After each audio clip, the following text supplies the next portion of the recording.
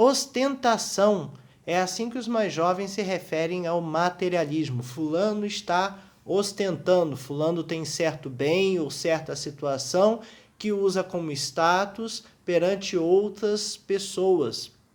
Materialismo é bem isso, é a cultura de ter a coisa, porque aquela coisa vai lhe trazer algum prazer, alguma realização, alguma satisfação. E muita dessa satisfação, desse prazer, é justamente que as pessoas olhem o que você tem e tenham aquela ponta de inveja, né? Fulano tem isso, tem aquilo, olha como ele é bem sucedido, olha como ele tem um carro bonito, uma casa bonita, um celular novo, um notebook novo, né? Ou coisas dessa natureza. É verdade que as coisas nos trazem satisfação. É normal. Quem não espera, anseia trocar o celular, o computador, ou então quer comprar uma roupa nova, um sapato novo, uma bolsa nova, porque aquilo ali é um objeto de desejo, um objeto que vai lhe trazer uma satisfação pessoal em ter. Acontece, é assim que a gente faz. Alguns anos atrás eu comentava com minha esposa que o shopping era o local onde a gente ia para ver coisas que a gente queria e não tinha dinheiro para comprar. Aí a gente ia para casa, trabalhava pra caramba para ir no shopping comprar e depois passear no shopping com aquilo para desejar outras coisas que a gente também não tinha dinheiro para comprar e muitas vezes nem precisava. E assim andava o capitalismo, né? A sociedade, e as coisas andavam dessa forma. Porque os comerciais e as coisas são feitas dessa natureza. Não há um erro tão grande em querer algumas coisas, não há um erro tão grande em desejar algumas coisas. A gente vive e trabalha para atingir alguns ideais. Não para mostrar aos outros, mas para ter uma vida melhor, mais confortável, e esse é fruto do nosso trabalho. Essa situação não é por si só um problema.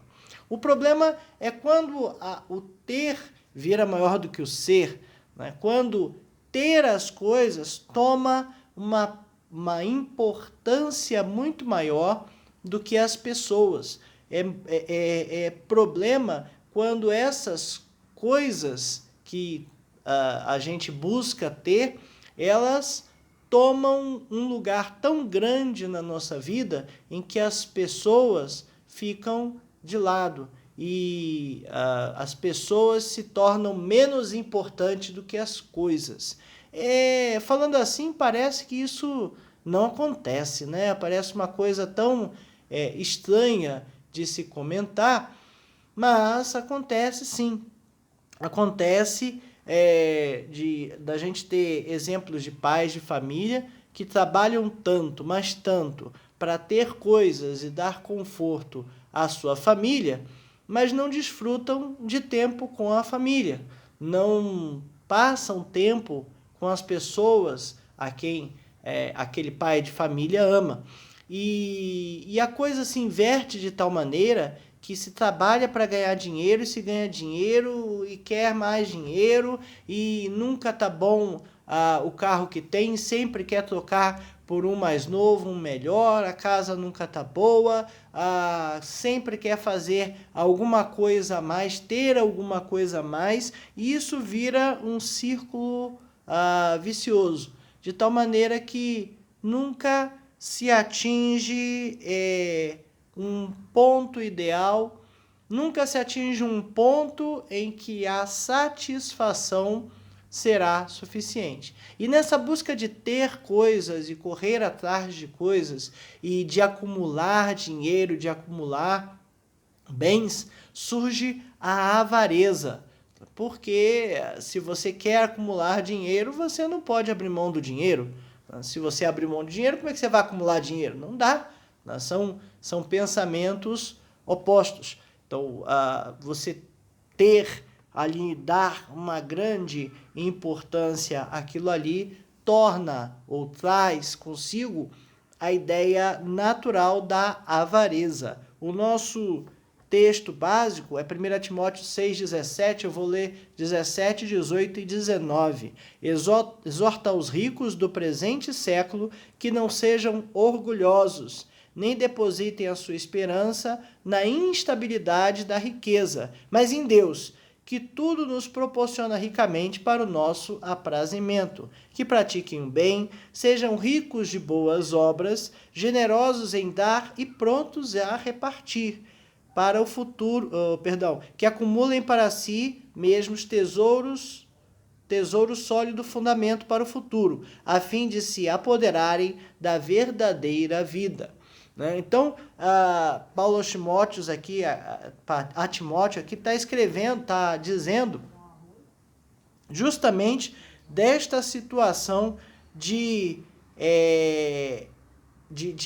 entender a necessidade de que a riqueza, que o ter, que o bem não tome o primeiro lugar na vida das pessoas. Não condenamos riqueza, não se condena riqueza, não condenamos, a Bíblia não condena quem tem coisas, não é proibido ter coisas, não é pecado ter coisas, nem é pecado acumular riquezas. Mas, quando a pessoa tem riquezas, ela começa a confiar nas suas riquezas e não em Deus.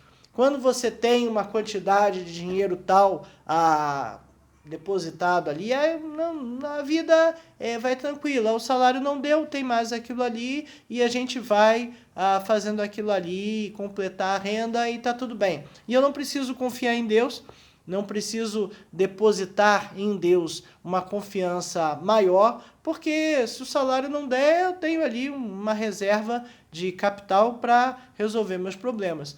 E a tendência é essa, quando você tem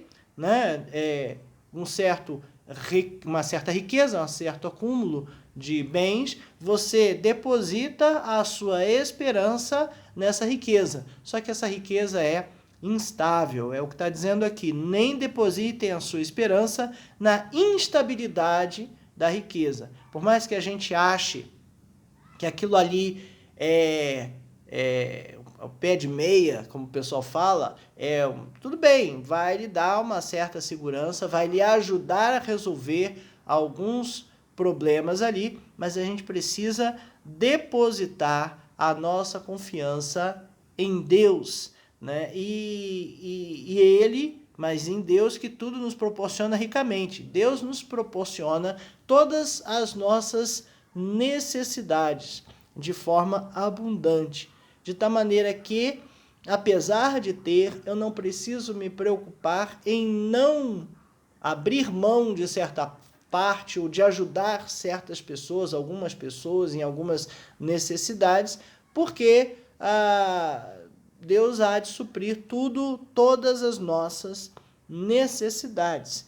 Então, é importante que a gente entenda que os nossos bens, nossa casa, nosso carro, outros bens, como o autor cita aqui, eles são bem-vindos, fazem parte do nosso conforto e, quando ganhados honestamente, claro, a maioria de nós faz assim, são ganhos, com o suor do nosso rosto.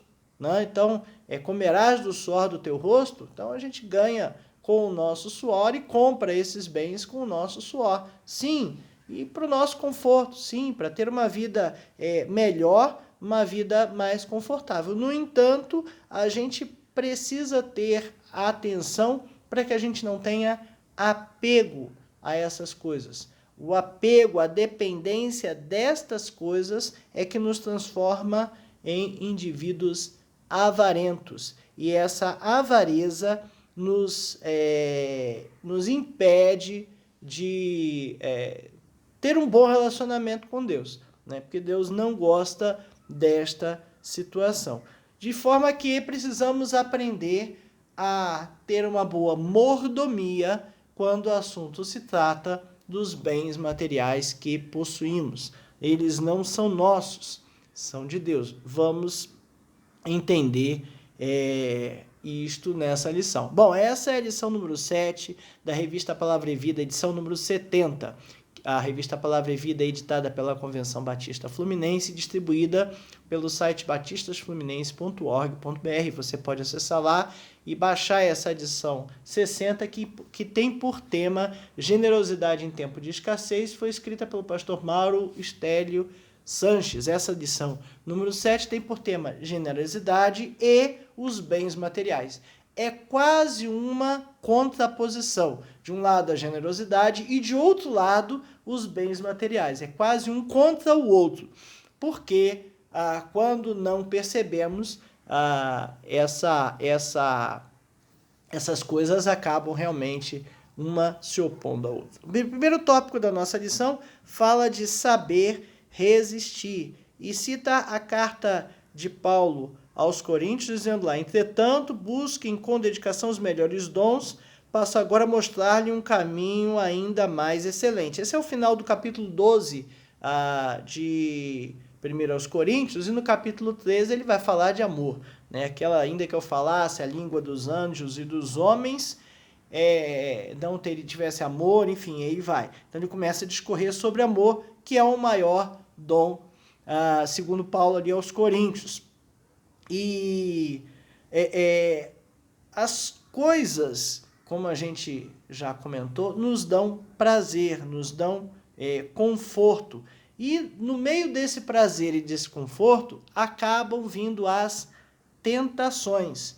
Nenhuma tentação vem a nós como uma coisa feia, horrível ou horrenda. As tentações vêm a nós como coisas que parecem boas, como coisas que parecem agradáveis, coisas que parecem legais, bacanas, né? E a gente tem que ter muita atenção, porque é dessa forma que o inimigo nos atropela. Naquele capítulo lá de 1 Timóteo 6, se a gente ler do 7 ao 12, vem antes do texto que eu li, introduzindo esse assunto lá. Porque nada temos trazido para o mundo, nem coisa alguma podemos levar dele. Você já ouviu isso como um dito popular: não trouxe nada para o mundo e não vai levar nada. Mas Paulo, a carta de Timóteo está lá escrito, né?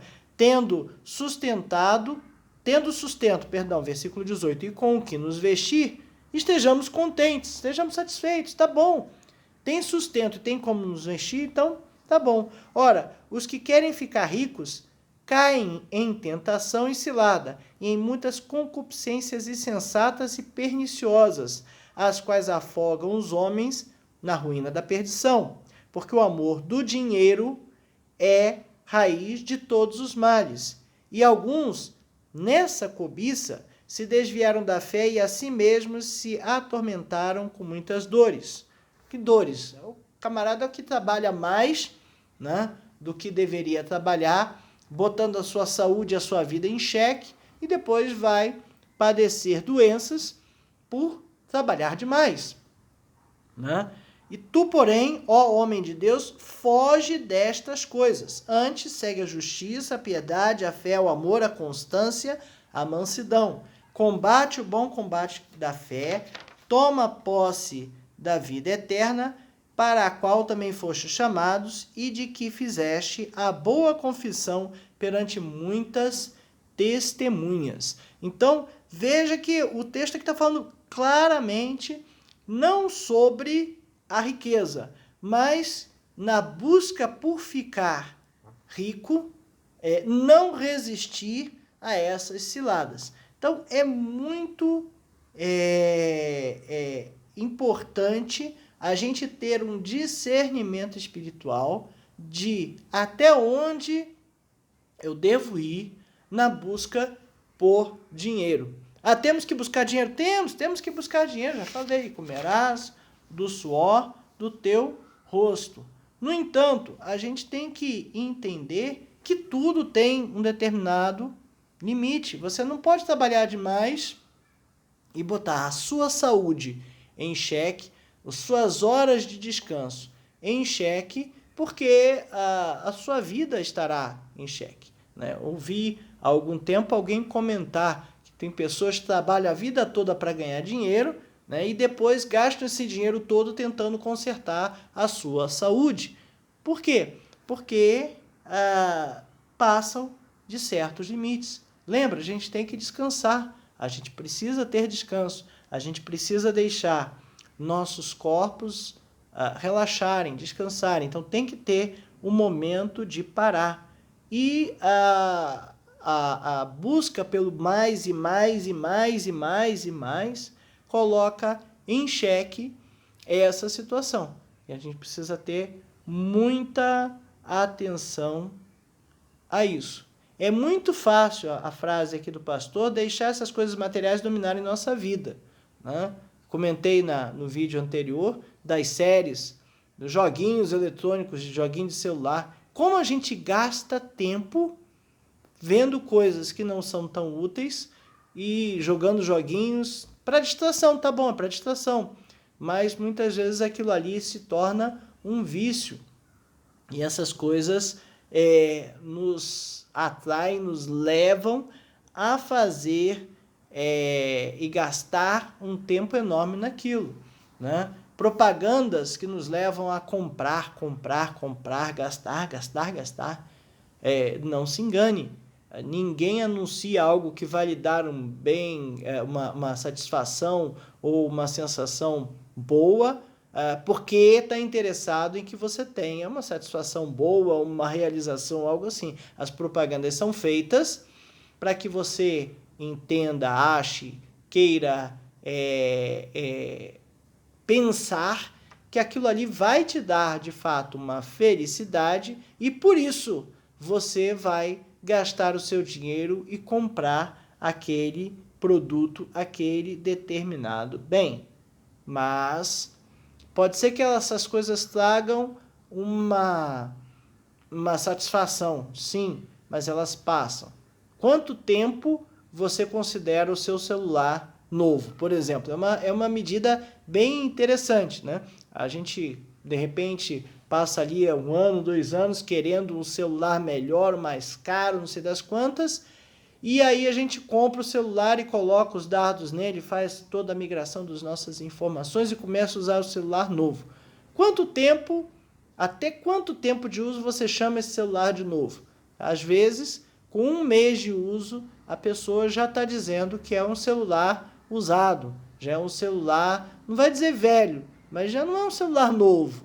Já deu uma arranhadinha aqui, já deu uma quebradinha ali na ponta, já manchou isso aqui, e aí já não é mais novo.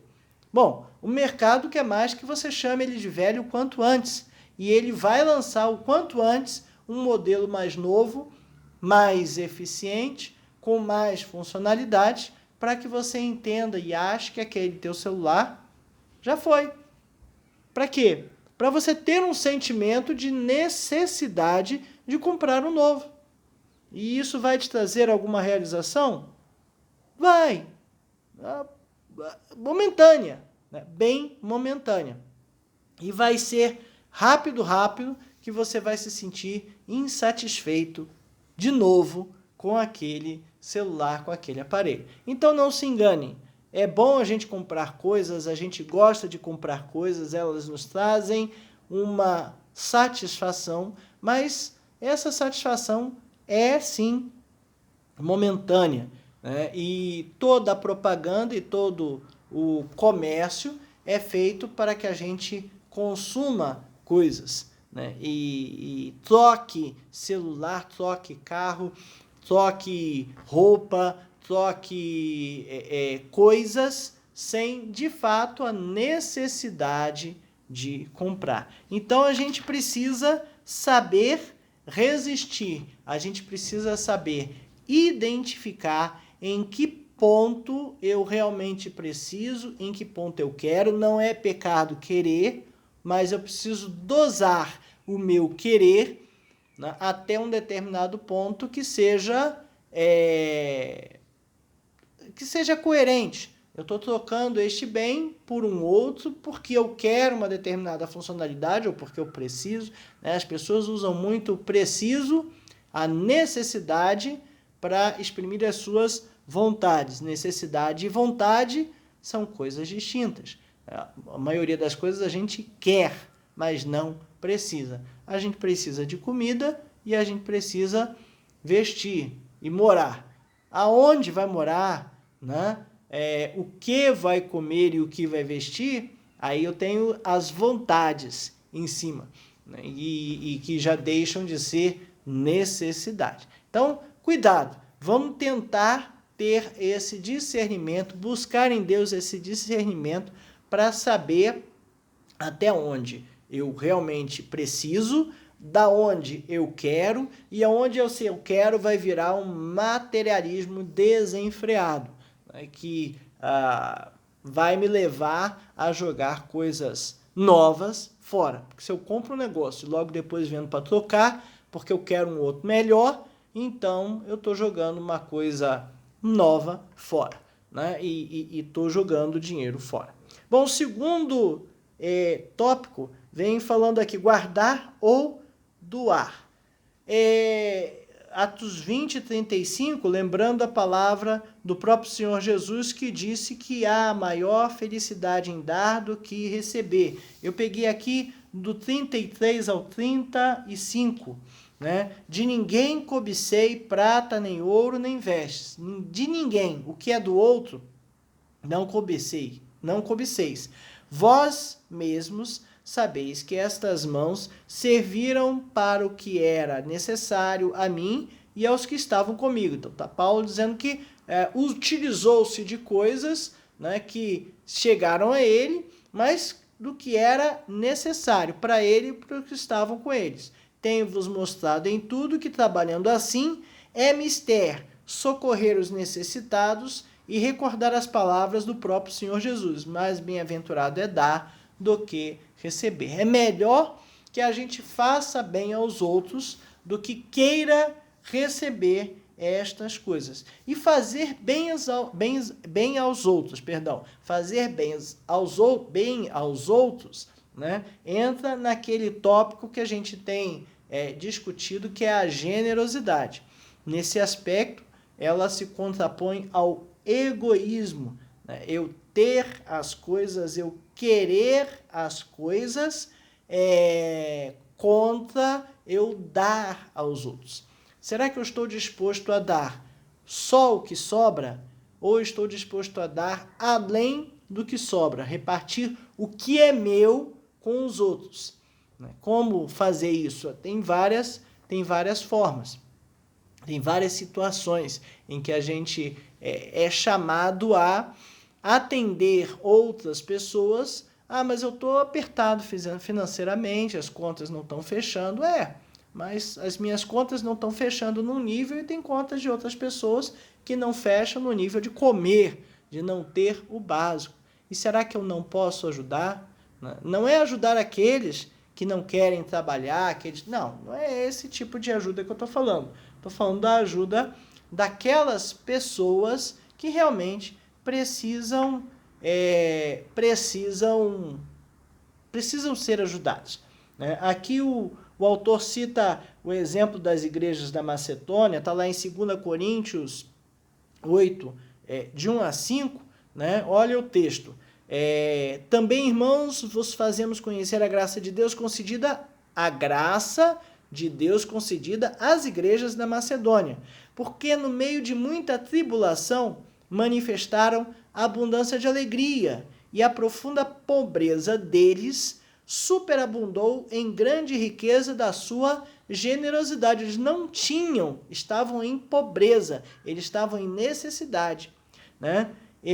Versículo 3, porque eles, testemunho eu, na medida de suas posses e mesmo acima delas, se mostraram voluntários, pedindo-nos com muito rogo a graça de participarem da assistência dos santos. E não somente fizeram como nós esperávamos, mas também deram-se a si mesmos, primeiro ao Senhor, depois a nós, pela vontade de Deus. A igreja da Macedônia passava por problemas econômicos. A Macedônia passava ali por problemas econômicos. Mas mesmo nas suas limitações, eles começaram a contribuir e a ajudar. Ajudar ali Paulo e a outras igrejas, e a graça de Deus, e a profunda pobreza deles superabundou em grande riqueza da sua generosidade. Irmãos, quando a gente se dispõe a ajudar, Deus dá os meios.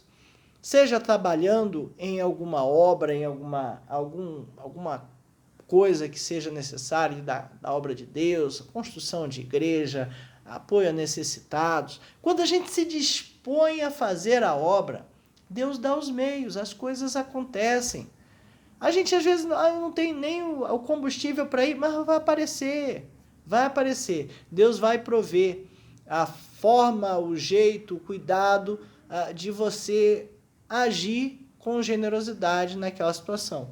Já vimos diversas situações em igrejas em que as pessoas daquela igreja tinham necessidades.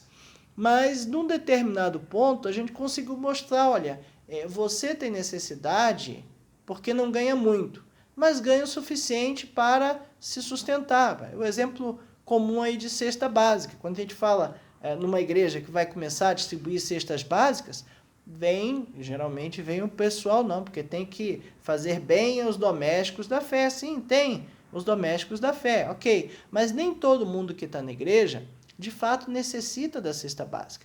Então, é preciso observar se aquilo ali realmente está sendo uma necessidade ou se a pessoa tem outros meios para prover o seu sustento, o seu alimento. Por quê? Porque existem outras pessoas precisando mais. Se você realmente está num momento que não tem de onde tirar, não tem problema. Só que já chegou em situações em igrejas em que a gente começou a mostrar, irmãozinho, você tem a comida do mês. A cesta básica ia dar uma moral? Ia dar uma moral, sim, mas vamos fazer assim, em vez de você pegar uma cesta básica, ajude a montar outras. E vamos dar àquelas pessoas que não têm nada para se alimentar. E essas pessoas, quando começaram a contribuir com generosidade, conseguiram perceber a graça de Deus, as coisas que não faltam, o sustento de Deus. E mesmo, não vamos dizer que a pessoa mudou de nível social, claro que não, continuou ali no mesmo nível, mas já não tinha a necessidade que tinha antes. Cesta básica é um exemplo disso, né? Infelizmente ou felizmente, existem alguns programas governamentais de assistencialismo. 10. Tem mesmo que existir. A gente tem que dar assistência aos mais pobres. No entanto, a gente vê muitos exemplos de pessoas que não querem trabalhar, porque se trabalharem vão perder aquela assistência. Esse é o infelizmente. E essa mentalidade precisa sair do nosso meio. A gente precisa entender que estas ferramentas, sejam governamentais ou sejam através de igreja, são para tirar os irmãos de uma determinada situação, mas elas não podem servir de apoio para o resto da vida. A coisa tem que andar. Então, a gente precisa saber até onde guardar ou até onde doar. Doar o quê?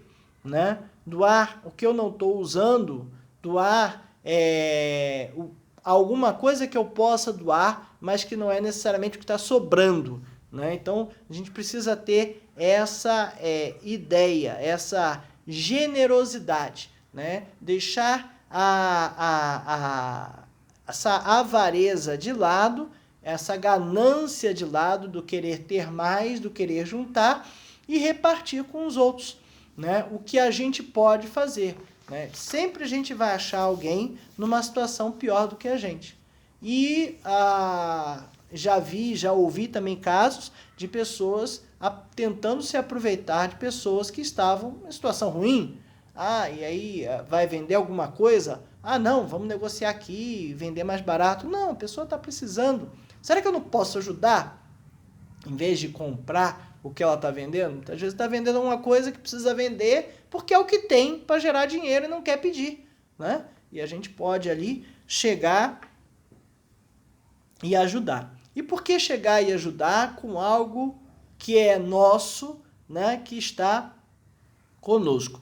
Isso vem lá, o terceiro tópico da nossa lição, reconhecer a quem pertence. A quem pertencem as coisas que temos. Salmo 24:1, do Senhor é a terra e tudo que nela existe, o mundo e os que nele vivem, né? A gente vive num mundo criado por Deus. O mundo é de Deus. Tudo é do Senhor. A terra que nós pisamos, a natureza, os animais, foram criados por Deus, né? Então, a propriedade de tudo que está aqui é uma coisa que a gente precisa entender, é de Deus. Os recursos são do Senhor. E nós somos administradores. Nós administramos esse bem. O ar que respiramos não é de ninguém, é de Deus, está na natureza. A vegetação, né, não tem propriedade, é de Deus. E nós administramos isso tudo. A propriedade de Deus e a origem de Deus, porque Ele a criou e Ele ofereceu a terra e a natureza ao homem, para que o homem vivesse e para que o homem cuidasse, administrasse e desse conta disso tudo. Então, a gente precisa entender que estas coisas não são nossas, são de Deus e estão na nossa administração, né? Como se diz, a palavra mordomia, como eu defini lá atrás, a gente define o que é mordomia, porque nós somos administradores do tempo, do nosso corpo e das coisas que estão conosco. E a gente precisa administrar estas coisas da melhor maneira possível. O ser meu, né? Isto é meu, as pessoas gostam de falar isso, né? Isto é meu, é seu até certo ponto. Você comprou, adquiriu, mas é um celular que eu comprei, fabricado pelo homem, com material que tinha na natureza. E aí? Fala que é teu, né? A gente adquire até certo ponto, é que nem licença de software, né? A gente compra a licença, mas não pode alterar o programa ali, porque não é nosso, né? A licença de software é um exemplo disso aí, né? Então, veja, o dono de tudo não somos nós. O dono de tudo é Deus. É dele, né? E é dele que criou essas coisas e nos colocou por administradores. E com essa percepção, a gente pode entender, deve entender, que é justo e necessário e possível partilhar as nossas coisas com o próximo com generosidade, né? Com generosidade. Partilhar com os outros da forma como eu gostaria de estar recebendo, né? Os nossos bens precisam deixar de ter o valor que tem. Porque se for assim, se a gente valorizar demais o bem, a gente deixa as pessoas de fora dessa equação. Paulo, ali em Filipenses, descreve as coisas que ele tinha. Então, o capítulo 3, Filipenses 3, de 4 a 9, ele fala ali, bem que eu poderia confiar também na carne, ou seja, está dizendo confiar no que tem ou no que é. Se qualquer outro pensa que pode confiar na carne, eu ainda mais. Aí ele começa a colocar as suas credenciais. Por que ele poderia confiar na carne? Circuncidado ao 8º dia, da linhagem de Israel, da tribo de Benjamim, hebreu de hebreus, quanto à lei fariseu, quanto ao zelo perseguidor da igreja, quanto à justiça que é na lei, irrepreensível. Mas o que para mim era lucro, isto considerei perda por causa de Cristo. Sim, deveras considero tudo como perda, por causa da sublimidade do conhecimento de Cristo Jesus, meu Senhor, por amor do qual perdi todas as coisas e as considero como refúgio, como lixo, para ganhar a Cristo, e ser achado nele, não tendo justiça própria que procede da lei, senão que é mediante a fé em Cristo, a justiça que procede de Deus baseada na fé. Então vamos explicar isso aqui, ó. As credenciais que ele coloca, ele está dizendo da sua origem, da sua linhagem, que isso aí para eles lá era extremamente importante. Ele fala circuncidado 8º dia da linhagem de Israel. Então vamos lá. A circuncisão foi um ato que começou com Abraão, quando Deus deu a Abraão Isaque, né? E Isaque foi o filho de Sara. Abraão acho que tinha 99, Sara tinha 90 anos, quando Isaque nasceu. Era o filho da promessa. E ao 8º dia, Deus mandou que circuncidasse Isaque. Acontece que Deus já tinha prometido a Abraão dele sair uma grande nação, e Sara, para resolver o problema, porque ela era estéril e velha, né, e ela fez o quê? Ela pegou sua serva Agar, uma egípcia, era uma empregada, era uma escrava, digamos assim, e deu ela ao seu marido. E dessa relação nasceu Ismael.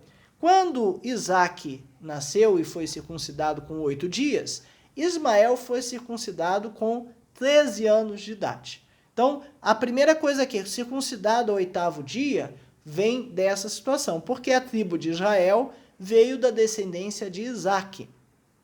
Ele era israelita, por isso que ele falou circuncidado ao 8º dia da linhagem de Israel. Ele era filho de Abraão, mas era filho de Abraão, digamos assim, da linhagem de Israel, né, da promessa. E Ismael deu origem aos muçulmanos. Né? Então, primeiro, essa colocação. Por que Israel? De onde vem o nome Israel? Israel foi a troca que houve do nome de Jacó, filho de Isaque. Esaú e Jacó brigaram por conta da sua primogenitura, teve uma treta ali, e lá em Gênesis 32, 28, como se diz, Jacó brigando com o anjo por medo que Esaú matasse, o anjo troca o nome de Jacó para Israel, por isso que vem o nome Israel. E dentre os filhos de Jacó tinha José e tinha Benjamim. Então, ele fala aqui, circuncidado ao 8º dia da linhagem de Israel, da tribo de Benjamim. Hebreu de hebreus. Por quê? Porque ele era hebreu, os ismaelitas também eram considerados hebreus, mas ele estava ali dentro da cultura, com tudo coberto, ele tinha tudo certinho, né, tudo dentro dos conformes para que ele fosse um hebreu. E aí ele fala, essa aí era as coisas, as credenciais que ele tinha por origem. E as credenciais por opção. Quanto à lei, fariseu, ele estudava a lei, né? Ele gostava de estudar a lei. E quanto ao zelo, perseguidor da igreja. Por quê? Porque ele entendia que tinha gente fazendo coisa errada. E ele ia lá e queria caçar essas pessoas. Quanto à justiça que há na lei, irrepreensível. Então veja, isso tudo para ele era motivo de honra. Até que ele se convertesse, ele se sentia honrado e se sentia com um status dentro da igreja, vamos dizer assim, né, do povo de Israel, porque além de tudo ainda era cidadão romano, que era uma deferência especial ali, uma vez que o Império Romano dominava Israel naquele tempo. Né? E aí ele fala, tudo isso que eu entendi que era lucro, eu considerei por perda por causa de Cristo. Por quê? Porque ele começou a seguir a Cristo e essas coisas, além de deixar de ter importância, acabaram sendo refúgio, por amor do qual perdi todas as coisas, as considero como refúgio, como lixo, né? Porque ele precisava ser achado em Cristo, né? E ser achado nele, não tendo justiça própria, que procede da lei, senão que mediante a fé em Cristo, a justiça que procede de Deus. Então ele está falando aqui, era muito mais importante ele ser justificado por Cristo, por Deus, em Jesus, do que todas estas coisas, todo esse status, toda essa situação que ele tinha. Servir a Cristo com todo o seu conhecimento importava muito mais do que todo esse status. Então, veja, muitas vezes a pessoa tem um cargo, tem um poder, tem tem um determinado status, né, ou tem uma determinada capacidade financeira que lhe dá também um poder econômico, mas essas coisas todas precisam ser deixadas de lado quando servimos a Cristo. Não é deixar de exercer a autoridade que a gente tem, pelo cargo que tem, deixar de fazer o que tem que fazer. Não, a gente vai continuar fazendo o que tem que fazer. Mas, no que tange a Cristo, isso tudo tem que ser deixado de lado, para que a gente possa, de fato, servir. Isso nos leva ao quarto tópico da nossa lição. Mais importa dar valor àquilo que é eterno, né? Lucas 12, de 16 a 21, temos ali Jesus, e proferiu-lhe uma parábola, dizendo: o campo de um homem rico produziu com abundância. Arrazoava consigo mesmo, dizendo: que farei, pois não tenho onde recolher os meus frutos? E disse: farei isto, destruirei os meus celeiros, construirei-os maiores, e ali recolherei todo o meu produto e todos os meus bens. Então direi à minha alma: tens em depósito muitos bens para muitos anos, descansa, come, bebe, regala-te, não se preocupe mais. Mas Deus lhe disse: louco, esta noite te pedirão a tua alma, e o que tens preparado, para quem será? Assim é o que entesoura para si e não é rico para com Deus. Veja, o foco do camarada aqui, olha, eu já consegui tesouro. Então, vou ficar aqui, sem fazer nada. Eu vou viver do que eu ganhei. E vou viver, e vou comer, e vou curtir todos os bens que eu tenho. Tá, os bens, como disse lá os primeiros versículos, né? 1 Timóteo 6, 7, que eu li, né, no início, porque nada temos trazido para o mundo, nem coisa alguma poderemos levar dele. Louco, esta noite te pedirão a tua alma. O que você tem? Quando a gente morrer, o que vai de nós, de fato, o que conosco vai de fato ficar? Aquilo que a gente acumulou para a eternidade. O que para a eternidade? As coisas que nós fizemos, cumprindo o ID de Jesus, cumprindo a palavra de Deus, fazendo o bem, pregando o evangelho e cumprindo a missão. A gente chama isso de galardão. O nosso galardão será eterno. O que eu tenho feito com as coisas que Deus tem colocado na minha mão? Esse egoísmo provoca vaidade, né? A vida tem um fim nela mesma. A vida vai acabar. E o que você está juntando, tanto de coisa que você está juntando, não adianta nem botar no caixão, porque você não vai mais aproveitar. Alguém vai aproveitar tudo aquilo que eu e você acumularmos na nossa vida. Quando a gente morrer, o que a gente tiver, vai ficar por aí mesmo. Para alguém. Se não ficar para ninguém, ainda o governo pega, né? Então, ganância, mais avareza, mais vaidade, isso vai nos gerar uma insatisfação. E a gente precisa olhar estas coisas e entender que o que vai ficar é a eternidade. O que nós vamos fazer para a eternidade. O que vai ficar para essa eternidade. Mas Deus lhe disse: louco, esta noite te pedirão a tua alma, e o que tens preparado, para quem será? Assim é o que entesoura para si mesmo e não é rico para com Deus. Precisamos ser ricos para com Deus, né? A gente precisa pensar na eternidade, para que Deus depois, lá para frente, né, tenha para nós um bom galardão, uma boa recompensa, vamos dizer assim, de tudo que a gente fez e praticou aqui. Ninguém será salvo por boas obras. A Bíblia diz que quem salva é Jesus. Mas nós temos que seguir a Cristo. E nesse contexto de seguir a Cristo, temos coisas a fazer. Pregar o Evangelho é uma delas. Ensinar é outra delas, ensinar a palavra é outra delas. E atender aos necessitados faz parte do amor fraternal, e é isso que a gente está fazendo, né? Tem um texto ali de Eclesiastes 9:10, eu gosto muito desse versículo, né? Diz: tudo quanto te vier a mão para fazer, faze conforme as tuas forças. O pessoal às vezes usa só esta parte do versículo. Eu gosto da segunda parte, porque no além para onde tu vais, não há obra, nem projeto, nem conhecimento, nem sabedoria alguma. Para a eternidade, tudo que a gente fez, construiu, desenvolveu, pesquisou, ideias que a gente criou, coisas que a gente fez, não vão. Elas vão ficar todas aqui. Portanto, a gente precisa poupar o nosso tempo fazendo as coisas que estão ao nosso alcance da melhor maneira possível. Aproveitar o tempo de nossa vida. Por quê? Porque depois, na eternidade, nada disso se aproveitará. E precisamos juntar tesouros no céu, né? Não ajunteis para vós tesouros na terra, onde a traça e a ruína consomem, né? Antes ajunteis tesouros no céu. Então precisamos isso.